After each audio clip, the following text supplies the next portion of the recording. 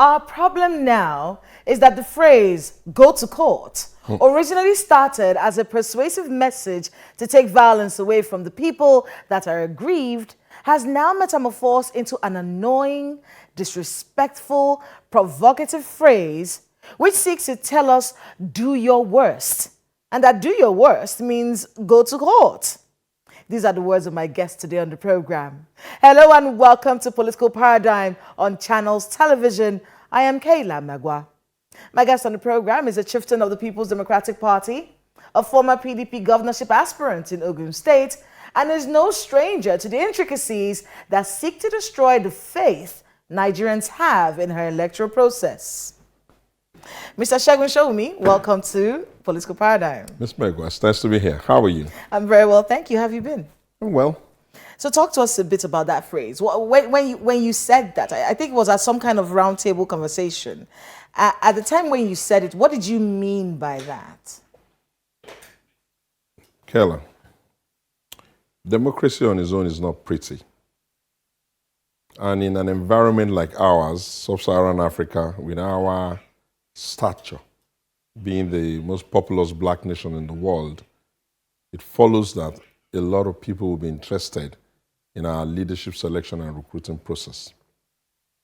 When you run our democracy, which to my mind, we're at fault because we have made it very toxic, excessively expensive, litigious, violent-prone, and very noisome.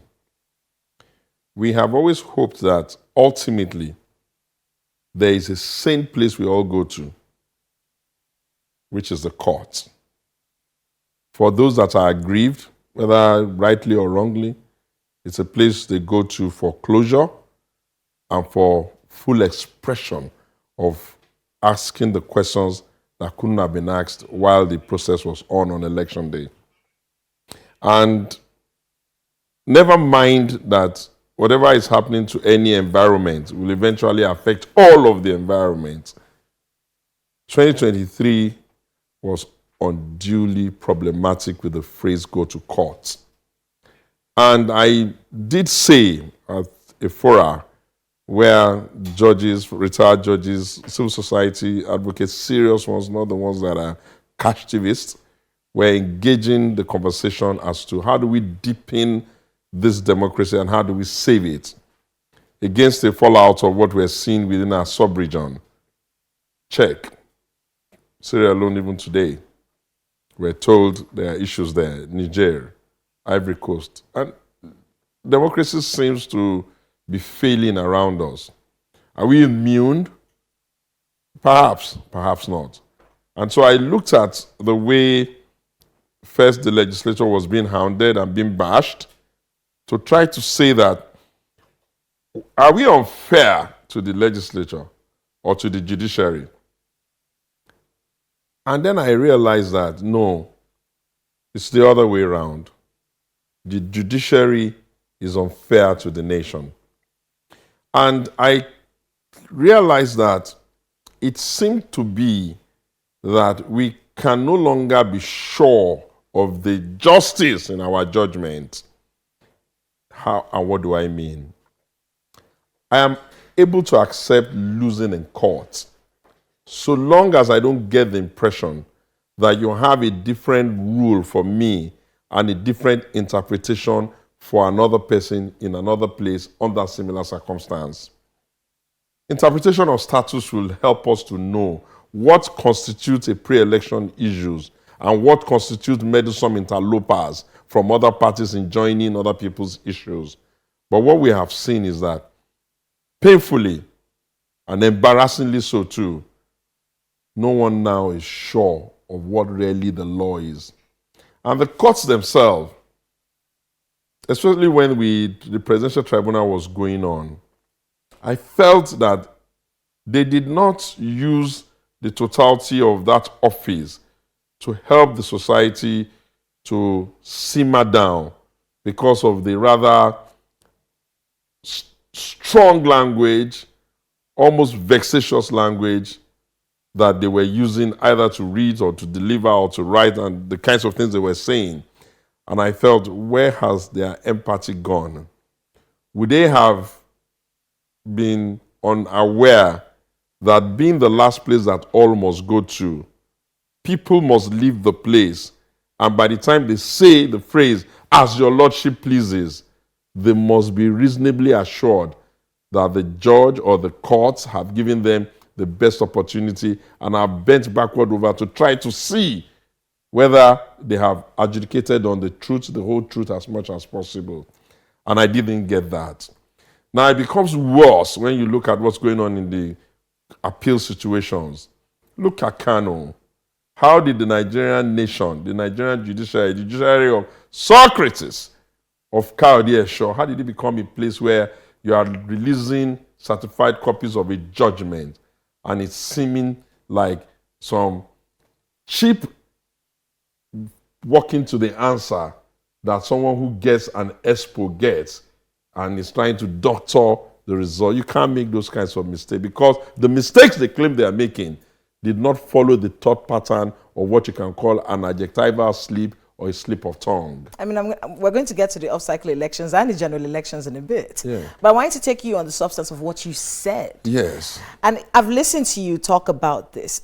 Is it possible that the phrase "go to court" basically arose because a lot of political actors started putting emotion in places where logic are supposed to be?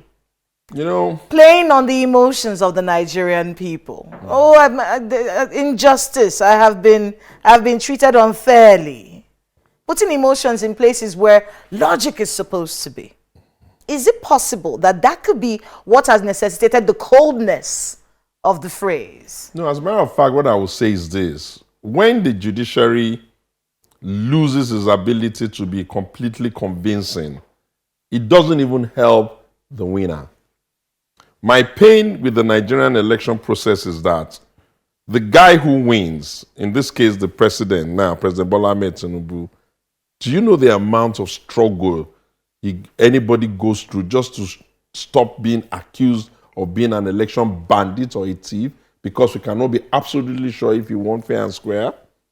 Now, the one who's come short, like Atiku Abubakar and even Peter Obi, do you know the agony that is involved in him asking himself, did we really come short, or was the process rigged against us?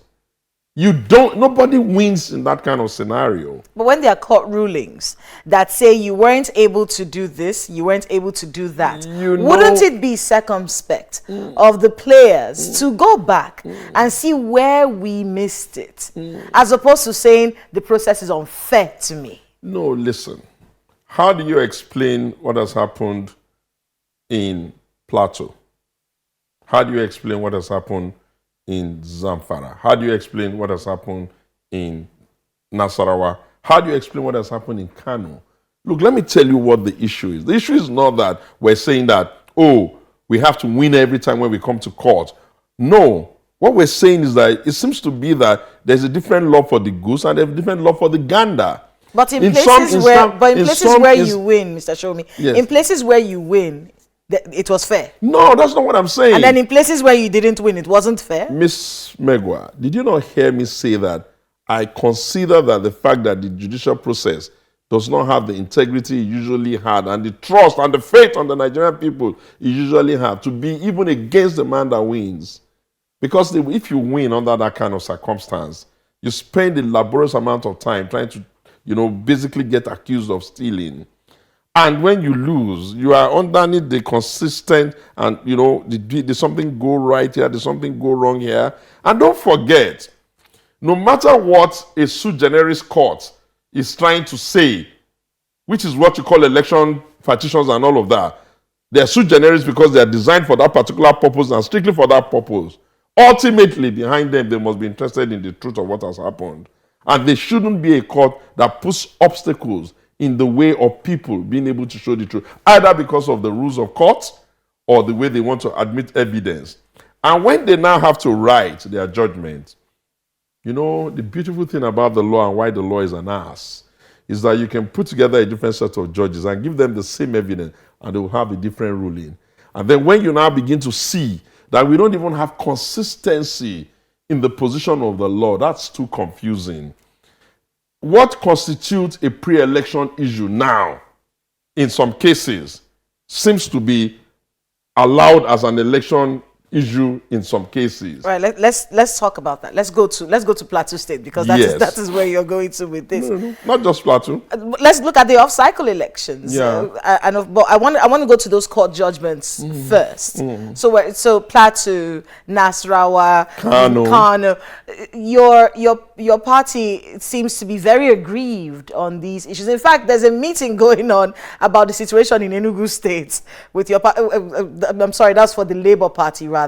But for the PDP, you feel your party seems to be very upset about the situation in these states, particularly with Nasarawa and of course with Plateau as well. But let's talk a bit about those judgments from the court. What's your take on it as a leader of your party? First of all, I beg to say that we don't have an upset mindset towards it. Upset is maybe, oh, we're not happy. No. We're thoroughly embarrassed and disappointed on behalf of all of us as Nigerians, because when we can accept that our election process is not totally without its issues, and we can accept that our governance process is not delivering to the people what the expectations of the people are, and we can accept that our political office holders are over-pampered turkeys, should we also accept that our judiciary has lost the ability to engender faith in their own pronouncement? What constitutes faith in the judiciary? People must reasonably be sure that the law is applied evenly and consistently. The reasons why you... So the law was not applied in Plateau State? The reasons why you throw us out in some locations, you did not apply it into the sides of our rivals on the same circumstance. And because it's a relatively new electoral act, you would have expected that, yes, political parties can be cut pants down, not knowing precisely what are the real fine details and the small prints of the law. But you can't be saying that what you have said is a pre-election issue for some people, which you have called some people meddlesome interloper by getting themselves involved in those issues since they are not party members and all that. You cannot come into some other locations and say, you pretend as if that's not the law. I'll give you a good example that will help you know. The issue of the double nomination of the vice president. The reasons why that is thrown out of court is purely it's a double nomination, you are meddlesome interlopers, you are not members of your party, it's not your business. What's the reason for you to now start getting involved in what you're going on in Plateau State, which will probably be our own internal issues? You are Maybe not coming political pundits will disagree with you. Maybe they will, but they say it's not the same thing. They will keep saying that. You know, a captured people, when state capture has taken place, one of the first things you are going to notice is that people are quick to agree with those who are making life hard for them. It's almost like slave trade.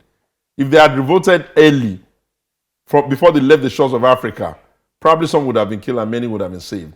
But it took some very... So you don't think the PDP should take some responsibility for what happened in Plateau State? That case that they are saying is their basis for accepting that the PDP did not follow the law. It has been long vacated. That judgment, they chose whichever they wanted and what was convenient. No, let's talk about it. You're skirting over the issue. No. Listen. Was there a break in the law? Which law? In Plateau State. How? When they were supposed to do the Congress. Are you not aware? When it was time for the Congress. I know that story you want to lay. Okay. Are you not aware So are you saying that there was no fault at all from the People's Democratic Party in that area? One second. You see, Kayla, the question to be asked is, what constitutes meddlesome interloping pre-election issues in one case cannot now be the Achilles heels by which you throw cases out. What are you going to say about Kano? Are you going to say, with all due respect, that the scenario where, it's ANPP, NNPP, what that's party called, are you going to say the scenario where we have a court order flying about with a lot of errors that suggest that you are saying something, but you are writing and ruling another, and you're asking them to bring it back. And I've read something from Wale Olanipekun, who is even saying that the court no longer has that power to even withdraw that judgment and write it back because the time for such is closed. Why would we become a circus? Was the time closed? It's for the courts to determine for themselves. The court said the time was closed. No, Why didn't you do it the earlier? court said in that part, no. Wale Olanipekun was saying in the Kanu case that repair of that their miswritten, concocted mumbo jumbo that they are calling a judgment, Wale Olanipekun on the side of NPP now is saying, Mr. Court, you can't repair it. It's already the law and we have already filed processes. Ask yourself, when did Nigeria become a nation where that kind of errors take place? So what I was trying to say in essence, I'm not one of those ones who want us to lampoon the judiciary. I'm just one of the ones who want us to reform every aspect of our political life, including our judiciary, and tell ourselves that, no, if there's a problem everywhere, it's still okay. But when there's a problem with the judiciary, where do the people go? And because of the volatile nature of political contest, the things you do to us today that we may be able to say, okay, that's the end of it, it sends us on a particular pattern of behavior by the time the next cycles come back, which more than likely will be violence. I mean, you've spoken about Plateau, you've spoken about Kano. I thought you would speak about Nasarawa first. The national scenario is even more damning. You know, everybody has given up on the Nigerian judiciary now in terms of how they can adjudicate on elections.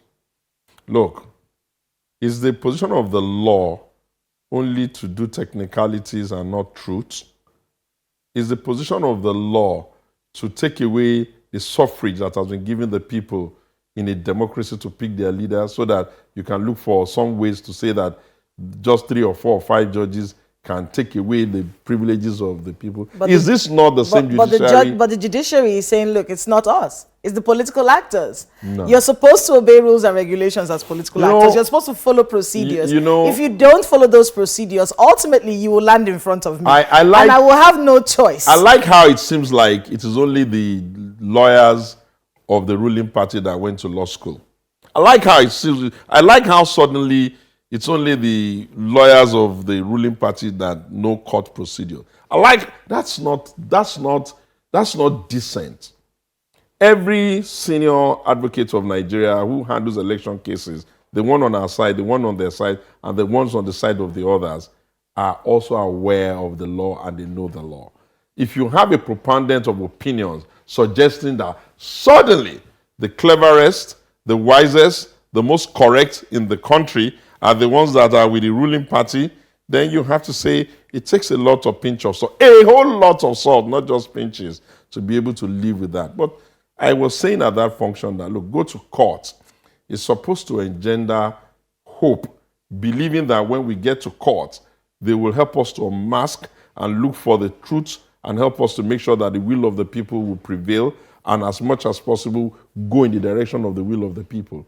And I then said that looking at it comprehensively is beginning to look like take it, snatch it, run with it, and go to court because I'll be waiting for you in court and you will not be able to prove your case no matter how clever and no matter how hard. But, Ms. Megwa, the law is the law. We're not a violent party. We're not a party that destabilizes the environment.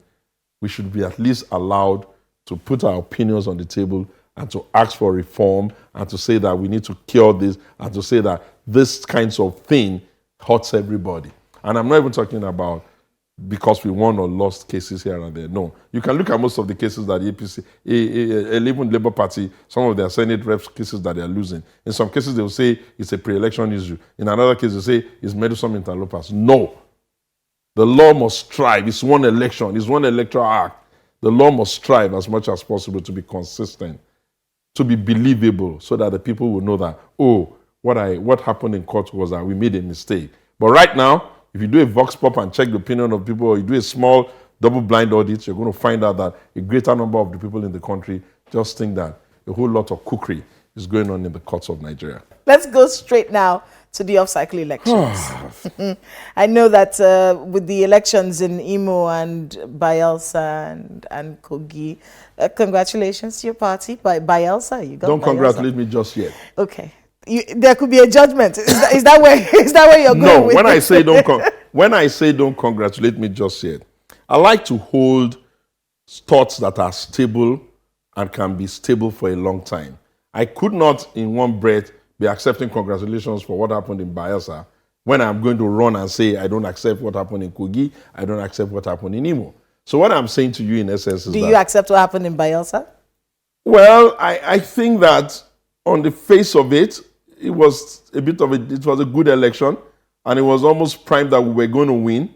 Our governor had unified the state. People were a little bit more comfortable. He's not a bully. He's not throwing his weight around. He's not screaming on people's head. He's not trying to be some kind of macho man hiding behind the authority of state and pretending as if they're brave.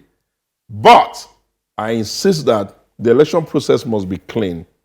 The election process must be necessarily transparent. The election process must be credible so that whoever wins knows he won, and who comes short knows he comes short. But you can't have what happened in Imo. Come on. Like 27/27, like Hope is such a darling of everybody. Like you didn't see all the militancy and all the excessive use of structures of government powers. You are shooting at our candidate, you're shooting at his driver, you lay our deputy governorship. What are we trying to do? We should be embarrassed for ourselves. I was there with your candidate, by the way. Yeah, were you not aware of the issues? I was at Ikedru with him. Okay, good. And I remember that he hadn't come to the polling unit. I was at his polling unit. He hadn't come to the polling unit yet. Yeah. But we did hear the gunshots in Ikedru. Thank you for validating that. We did hear the gunshots in Ikedru, and we ran off.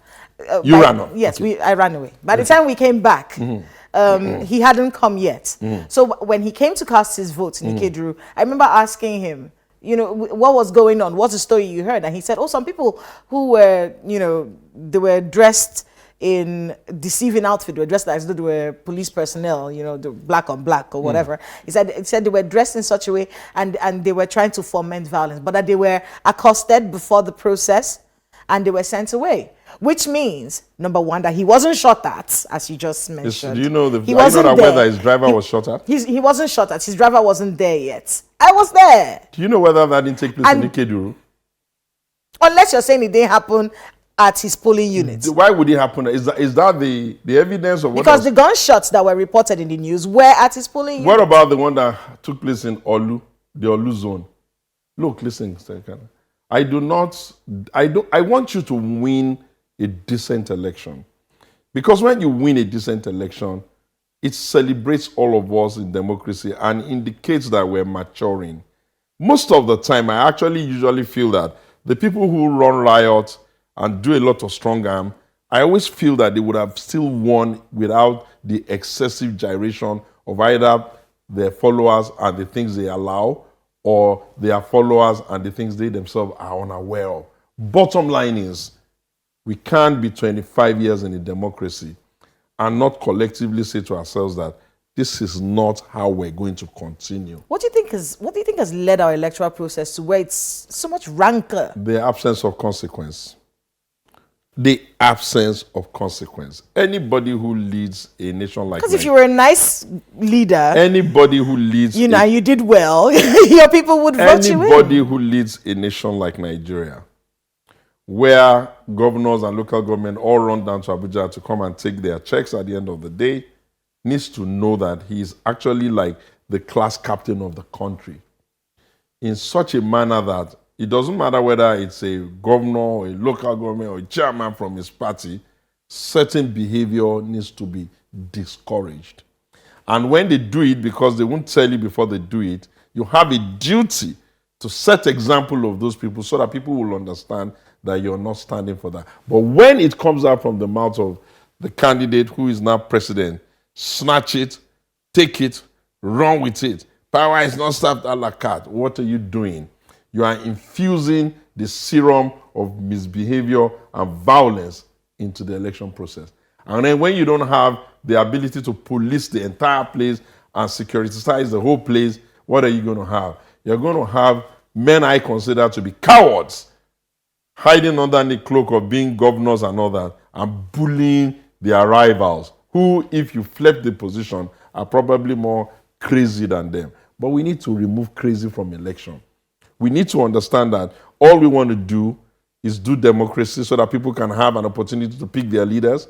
And those who say they want to lead, all they want to do is serve the people. And you shouldn't be trying to serve people by force and at all costs and in spite of their lives. And the only way you can stop this, is to make sure there's consequence. If you stop treating it like election day issues and you started treating it like crime, like violence, like arson, like murder, like civil disobedience, and you started using big people as an example of what will not be tolerated here across board, then we'll have a beautiful election. And then more intelligent people, more competent people, more capable people will join the process. Why should anybody that has something important to do with his life and something important to contribute join the process when he's going to be running away from bullets? I mean, I want you to talk. You even told me you had to run. And I know how brave you can be. And I know how stubborn you can be. For you to run, it must have been a barrage of guns. You're absolutely correct. And it's the second time I've had to run during an election. I Imagine that. The first time was in Kogi and this second time in Imo. I want you to talk about your experience, by the way. Okay. The Ogun experience is unfortunate. We couldn't come out of court on time. You know, we had a case in court, which obviously if they had just listed it, that would have been it. But they didn't list it. And when they didn't list it, I chose to use my behavior to teach other politicians, especially PDP politicians, the appropriate conduct of a political leader, which was that, okay, let's just go and win. Let's just forget about all the anger and let's just go and try. And luckily, my senatorial, my federal constituency, Abeokuta South, that was where we won the APC by the largest margin. I feel and I still believe and I absolutely accept that we won that election fair and square because they were just running up and down, cancelling votes, doing violence and all of that, even in the area where the man who has been adjudged to have won now comes from. That is the governor of Ogun State. He comes from an environment where he lost his local government, he lost his, he lost everywhere, lost his senatorial district, and he wants to tell me that he's that popular. And okay, we have gone to the courts. The courts, luckily, I want to pay obedience to Justice Jane, I can't pronounce her surname very well, the one who wrote the minority judgment, just for the courage to write that minority opinion in a very lucid manner. What were we asking for in that case? I'm not an able to spokesperson and I have no reason to do that, but as a leader of the party, I'm able to follow through what happened. We cannot say, you can't say you cancelled in 98 or 99 polling units. Total number of votes that you disenfranchise is more than the margin of lead. Why wouldn't you ask us to go back and do a rerun in those areas? Number one. Number two, why would you not declare that election inconclusive if you could declare the one in Adamawa inconclusive? So this is where the issue is. You have a different rule for A, a different rule for B, and makes everybody confused. And people are now unwilling. People go to court now, not because they are so sure of the strength of their case, because they're thinking, oh, we have the right connection, we know the right people at the top, the body language of those in power. You cannot sustain democracy like that.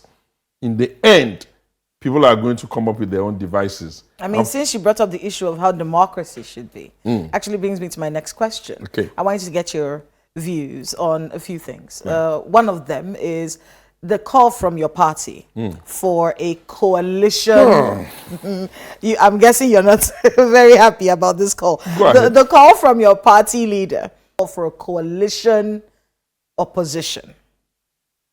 And, you know, we've been trying to get what people think about that. What, is it that the PDP in itself is not going to be able to handle a proper opposition by itself? Does it need a coalition to be able to mount proper opposition against the ruling APC? You see, as much as people don't really realize, elections are binary. It's almost like a flip of a coin, head or tail. The first thing is just a meddlesome interloper in the process. You can't find any big democracy that deals or works around that kind of crazy idea. That kind of idea only keeps the people that have done state capture perpetually in charge. And so any Democrat who is forward thinking will say that. Why? You don't want the conversation to the electorate diffused. You don't want one person saying it's bad on behalf of one party and the other person saying it's not so bad. No, you want to make sure that you can do what you call single narrative proposition, where the narratology is going to be, we're saying basically the same thing concerning this government, concerning how they're running the country, concerning the impact, the poverty numbers, and the multidimensional issues concerning insecurity, concerning our economy, concerning their lack of capacity to be able to, even look through the books properly and punish their friends who just got up from the chair a couple of weeks ago. Because you can't be banding that kind of information. Oh, they sold the oil and collected the money in advance. Somebody took money, arbitrage took place. These are not things that don't have record. And there's no point for a country that is corrupt to think that dealing with corruption is hush-hush. You need to be very open about dealing with corruption and punish those that are involved so that it can serve as a deterrent to others. That was why I said we need to become a nation of consequence. So a coalition opposition is the only way to get No, this no, done? no, no, no. That idea of a coalition opposition is let's just come together and agree. But it doesn't, the details have not been worked out. I can tell you for free that I wonder how how easy it is going to be for anybody to tell PDP to just abandon this 25-year name and all that. So people have asked me a lot of questions, and what I've said to them is what I'm saying to you and what I'm saying to Nigeria. As an idea set, opposition must come together and have a meeting of mind and then work on the details, and then we'll see. But I'm not sure that in the minds of those who are talking about it, they are dreaming of a possibility that a political party that has about 13 governors and have a lot of senators and a lot of House of Reps will suddenly just wake up in the morning and say, oh, we are not PDP again. What are we going to be? Well, it's not saying you shouldn't be PDP anymore. It's saying that we should be a coalition opposition. Yeah, that's what I'm saying. So are there any parties? Are there any parties, that have said, look, we're buying into this. We want to join I think that all the parties have bought into it. I know that the Labour Party have technically or tactically, they speak a little bit with Labour Party, you have to be very careful. The leader is saying one thing, the followers are saying another. The bottom line is that I think that it's been considered. But don't say that like you're going to say that and just walk away. What does that mean? The leadership of the Labour Party says one thing and the people say something else. What does that mean? Yeah, well, it's often time you see the splinter group of the publicity and the leadership of one of the arms of their party endorsing the president and almost even converting their party platform into a clapping circus for the ruling party. And then there's another part of it which is a little bit more like the obedient movement, who have dramatically strong position and are more in tune to opposition work. That's why I said the leadership says one thing, they say another thing. The PDP, on the other hand, we are far older, a little bit more matured about democracy and how to manage it. We have our issues, I make no pretense about that, but I feel that what is being discussed by a coalition of opposition parties is to say that don't diffuse the numbers. In any case, if you look at the one in NNPP and the one in Labour Party, pray, how many weeks ago did they just leave PDP? So it's even the one who is the minister of the FCC, how many weeks ago did they just leave PDP? So it's a reasonable thing to desire that all should come back to the fold. But the practicality of it we've seen when they start to work on the details. But it's a good idea. It doesn't mean that PDP will not be PDP. We are PDP. All our organs are in place. We have a National Working Committee, albeit I think they're a bit lackluster. We have a board of trustees that is now being reformed and now proud and ready. We have a governors forum ably led by one of the governors, the governor of Bauchi State.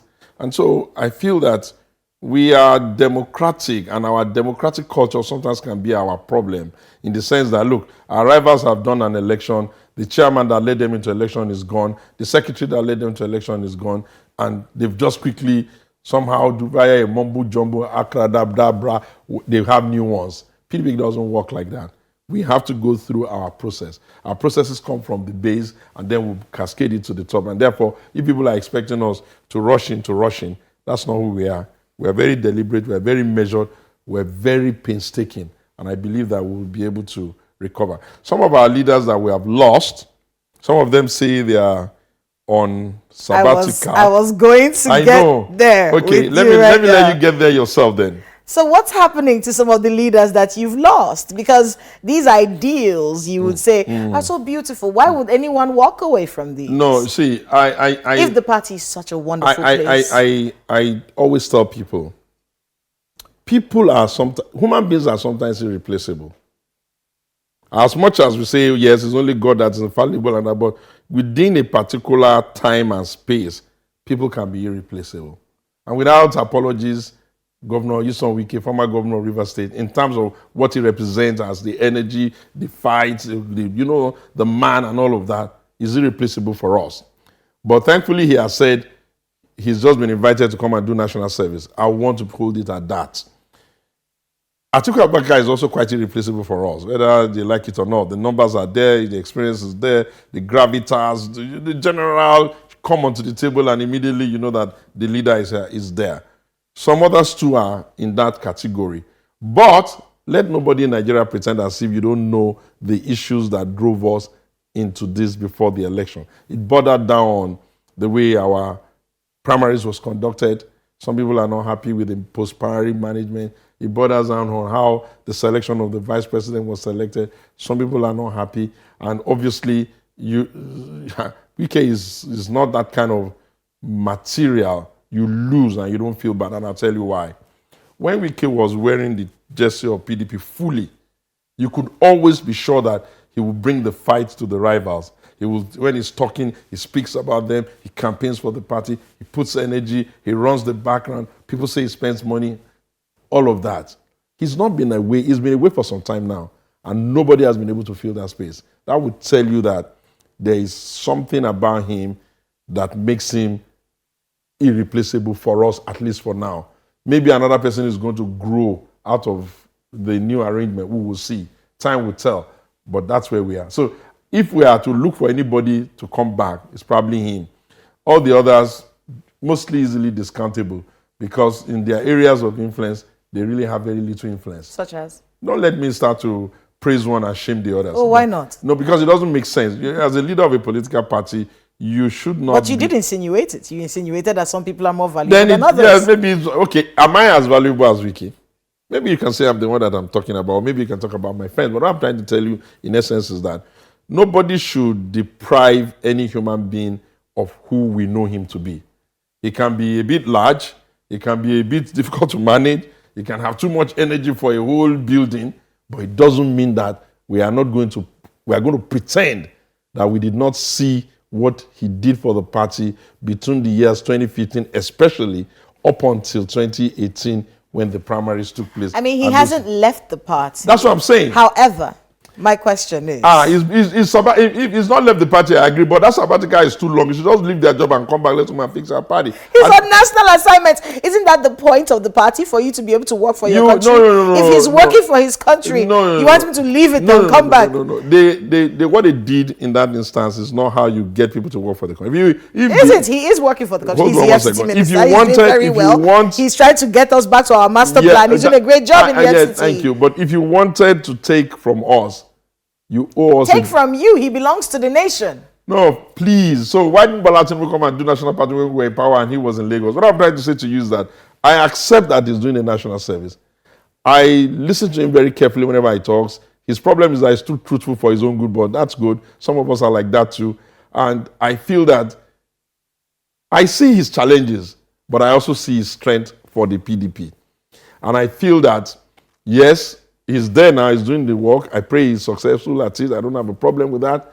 But how would I even dare lose Wike to APC and you will expect me to take that really happily? I'm not happy about it. I could have ransomed all the other 13 just for him. Because I know that with him, where he says he's standing is where he has always stood. You can argue with the fact that it's not too hard, but you cannot say he was the one that did the first blow. I know that. I don't have apologies about that. I've watched him, I've studied him. I've been in this party for 25 years, just like them. So I know that he's not the type of guy that comes and pokes you first. The only thing is that if you poke him, he may, instead of just poking you back, he may give you like 4 blows. And people may not see when you poke him. They may see when he gave you 4 blows and say he's Wike. Yeah. And then when Wike is with you, in the years between 2015 and 2018, Wike was the only one that we knew was not going to the villa in the night. He was the only one that we knew that if he's reading budget, he's doing opposition work. If he's commissioning project, he's doing opposition work. He really filled the space on our behalf. He carried us. Okay, he's not at home now. We have 13 others. Have you found anybody that even remotely resembles him in terms of delivery capacity, energy, and gusto? I'm not happy that he's not around. I would prefer that he was around. But you say he's doing a national assignment. I can only wish him luck in that. And I can also tell him that, look, Your Excellency, you are doing national assignment, don't destabilize our governor in Rivers because there's no advantage in that. Once you produce a successor, you are going to have to live with the consequences of who your successor is. He says he's not doing that. He says he's not destabilized. He says he has no business with what's going on in River State. Are you saying that he is doing that? You know, sometimes rumor, innuendos, they say there's no smoke without fire. I've not said it's destabilizing the place, but I've just said you cannot produce a successor and be seen to be the one that is, making life hard for him. You have a duty to carry him on your back. I'll tell you one small story. After President Obasanjo had produced the former late President Umaru Musa Yar'Adua, and this Boko Haram thing was going on, one day I went to him, I said, Daddy, are you not going to go and get yourself involved in this thing? And he said in another way, like, oh, as a leader, you have to wait. If they don't call you into something, you don't go into it. You know what I told him? I said, you expect that you will produce a successor and you'll be having problem, and this you're sitting down and saying they will call you is your excuse. No! Your duty is to make sure you step into the place and go and solve some of the problem and show him the way, just in case he's been blindsided, and he did it. So I'm saying the same thing to Wike. You cannot produce a successor. If there's a challenge there, you need to step into the place and make sure that whatever it is that is going to destabilize the vision, you take it out. Because if Bola Tinubu had destabilized Lagos when Fashola was there, they will not have a great Lagos. And I say it with every sense of respect. Anybody who wants to leave the party should leave. But if you're in the party, you must be loyal, you must be faithful, you must push the party. And if there have been any frayed nerves in the years past to everybody and anybody, on behalf of this remarkable political institution called PDP, I humbly and truthfully apologize. I mean, you kept looking at that camera because I wanted to be sure. I wanted to make sure that you did not distract me with it. Well, I know you will try to say, yeah, is it the PDP you're talking about? Okay. Look, it's a beautiful party, I'm telling you. I mean, I wanted to actually take you up. It's funny that you mentioned, former President Olusegun Obasanjo, because, he had made some statements recently that were a little controversial. Like about... I'm not going to go about him and your party. No, I know, just about the country. Yes, about the country. Well, I think that... Where he said, and I want to be able to... Quote him properly. Yes. He said, this Western-style liberal democracy that we are practicing in Nigeria, it's not working. And he said it in the wake of the court judgments and, of course, the off-cycle elections that just happened. Where do you stand on that? I have reflected on these issues for a long time as well. And so immediately he said that, I wrote a piece. I said, there's nothing wrong with democracy. We are the problem. And what I was trying to talk about is that if INEC rolls out its way of doing things, the way it's going to go about the election, operational manual, it's clear that INEC cannot recruit the thugs to come and scatter the election. The people who are doing that are clearly the politicians and their players. So if the politicians just stop doing that, then that is out. If INEC does not obey its laws, the next place to go to are the courts. If our courts will just apply the law evenly, consistently, and in a transparent and clear manner, so that if I stole your jacket, I have stolen your jacket. There's no technical reason to say I didn't steal it. What's even before me right now is that I've been under tremendous pressure by young people in the political party to say, Segun, we've been listening to your ideas of party reform for a long time. Come and be national chairman. At first when they started, I was just laughing. But the more they talked about it, the more I began to reflect. Do you want to be national chairman? Do I want to be is not the right question. Can I do effectively as national chairman? I think I can. I think that I'm the type of person who believes that a political party must not pander to only one tendency. I feel that one of the major problems that has bedeviled PDP, Obasanjo has himself to blame for that too, is that we created a culture of saying that if a person comes to our party and gets our ticket and becomes our governor, he automatically is the wisest man even in the party. I feel that the person who wants to run government can go and run his government on the manifesto of our party, but the party must be robust, large enough, able to accommodate everybody. And you can't run a political party if you are working to a particular measurement of a particular person. Once you can clean up yourself, review your own processes, look at what you need to do to make your party more equitable, more transparently run, more fair, more scientifically driven, then you can then come to the people and say, we're ready. But if you're going to sit while the ruling party is working to solve the problem of whatever the problem, most of it created by them, opposition doesn't have the opportunity to be lazy and to be on holiday. So if they ask me to be chairman, I will be, and I'll make a damn good chairman. That means you have two ambitions. Either to be national chairman of the PDP. How do you know I don't want to be president? How do you know I don't want to be governor of Ogun How State? do you know I don't want to be president? I can only speak on the things that I know that you have run for before. Don't worry. It was initially just to look at you as governor. No. However, hearing you talk about being national chairman now, so that means there are two possibilities. See, listen, if somebody else wants to do it, who is willing to be, helped, I don't have a problem with that. I've told you over and over, and you know me for a bit of a time, that I'm not the type of fellow who believes that if it cannot be you, it cannot be somebody else. I don't believe that. I believe that the idea set must be put on the table, and the best ideas must lead us. Because ultimately, changing the personality changes nothing. If the drill down ideas that you need to implement, you don't have the guts, you don't have the capacity. I've been working for the past 3-4 months now, only to find a differentiating ideological underpinning for PDP that will make it remarkably different from the other party. Because right now, truly and sincerely, can you really tell between 6 and a half a dozen? They're jumping up and down among themselves that you can't even know what is the underpinning of APC and what is that of PDP. That's that. I also believe that a political party must evolve to the level of a tribe. A tribe in the sense that it's not easy for you to leave your tribe. You're stuck with your tribe from birth, and you will be there even if you're angry with them. But the scenario where people are minority leader Akpabio 2 days ago in PDP, Senate president 2 days later in APC, and is acting as though he's never, it's a bit worrisome. And you can't, we may have done it for 25 years, but it's time to say enough. We do have a few minutes to wrap up. Okay. I want to be able to find out from you, looking at everything that's happened this year, at least, with the general elections, the off-cycle elections, all of these court judgments. Let me go back to the presidential elections, really, and yes, go ahead. and the judgments from the court on that particular topic. Yeah.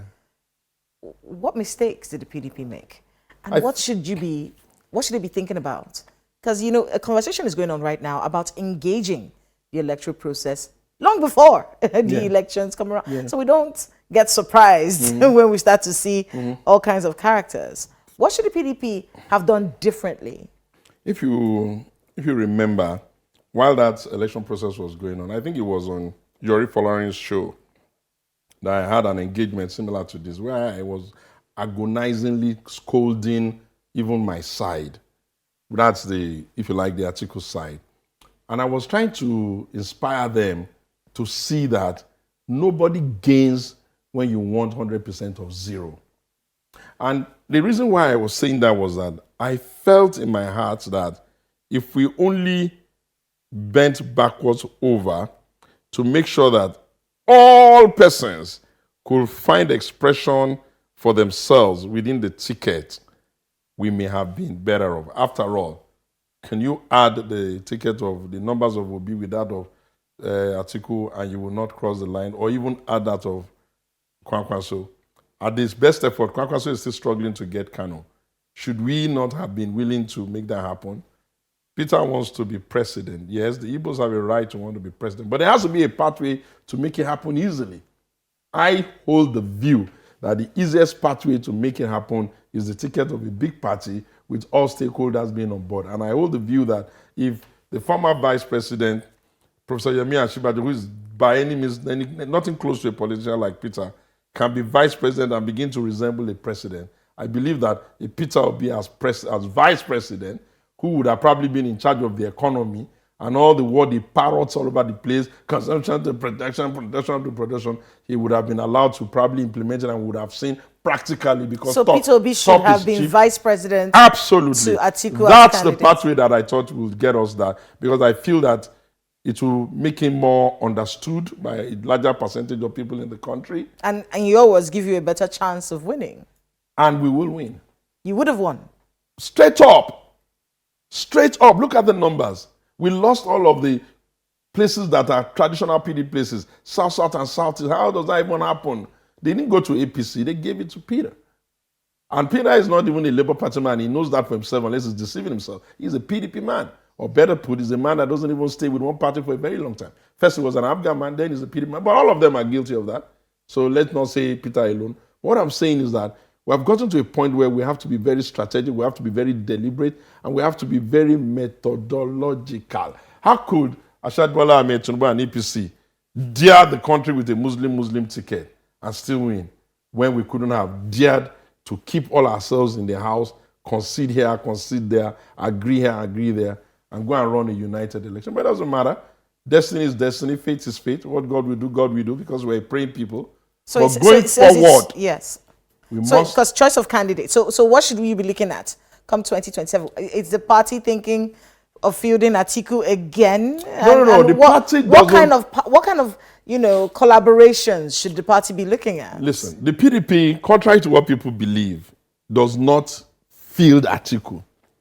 Atiku usually exercises his franchise as a citizen to buy the form to contest. And somehow the politics he's played has all worked for him.